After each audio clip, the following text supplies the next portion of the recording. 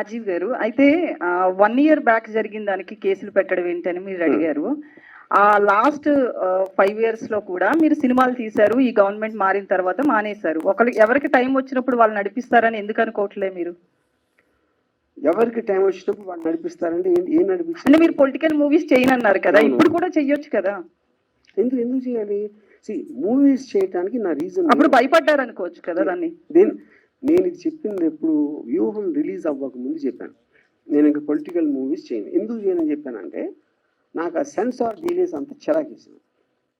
అది ఇది అన్ని చెప్పి నా మొత్తం చెప్పింది దాంట్లో. దాని వలన ఆ విధంగా నా డెసిషన్ తీసుకున్నాను. అది నేను చెప్పింది. సో మీడియా గురించి మాట్లాడారు కదా, సెన్సార్ సినిమాలకు ఉన్నట్లే మీడియాకు కూడా ఉండాలి అని చెప్పి. ఉండాలి అని చెప్పలేదు, ఉంటే బాగుంటుంది. పోనీ నో కుదరదు. ఎందుకంటే మీకు బట్ ఎవరు టెలికాస్ట్ చేసింది వాళ్ళకి డేటాబేస్ లో రికార్డ్ అయ్యి ఉంటుంది. మీ మీద ఆరోపణలు చేశారు, లేకపోతే మీ బొమ్మలు ఇలా కార్టూన్ రూపంలో వేశారని చాలా చెప్పారు కదా.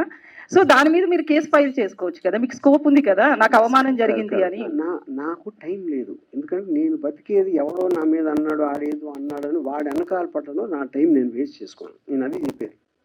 అందుకని you have to leave it. అదేవి దాన్ని సీరియస్గా తీసుకోకూడదు. తీసుకోవాలని చెప్పట్లే నేను.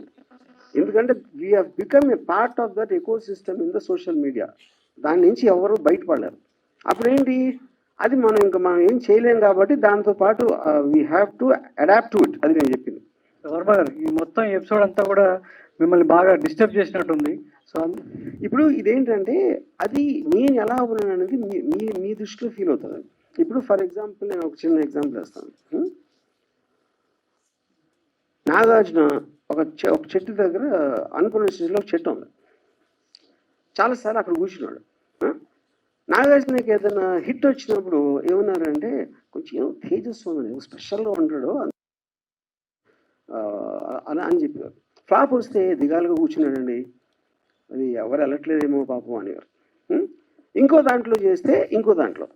సో ఎప్పుడన్నా ఎవరు ఎలా ఫీల్ అవుతున్నారు వాళ్ళు చూసిన దృష్టి పెట్టి ఉంటారు. ఇంకొక ఎగ్జాంపుల్ ఇస్తాను. రితిక్ రోషన్ సూపర్ స్టార్ అయినప్పుడు మన ఫస్ట్ టైం ముగ్గురు ముస్లింలు, ఆమిర్, సల్మాన్, షారుఖ్ పెద్ద హీరోలు. ఇప్పుడు మన హిందూ కూడా వచ్చాడని ఒక చిన్న టాక్ వచ్చింది 2001లో, బ్యాక్ ఇన్ 2000.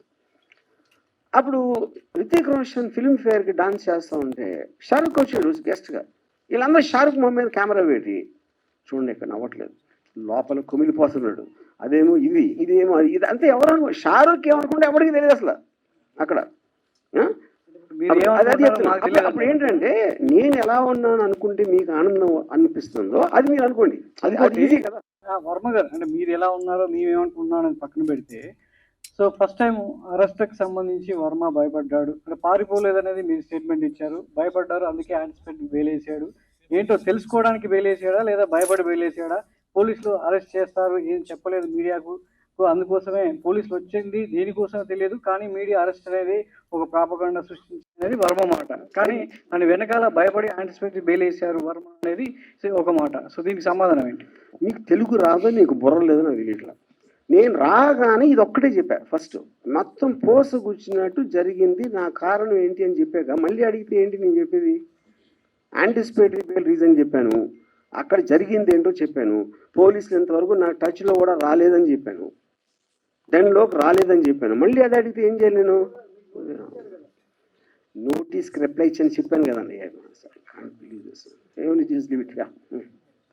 రిప్లైలో ఏమి ఇచ్చారో కూడా చెప్పాను.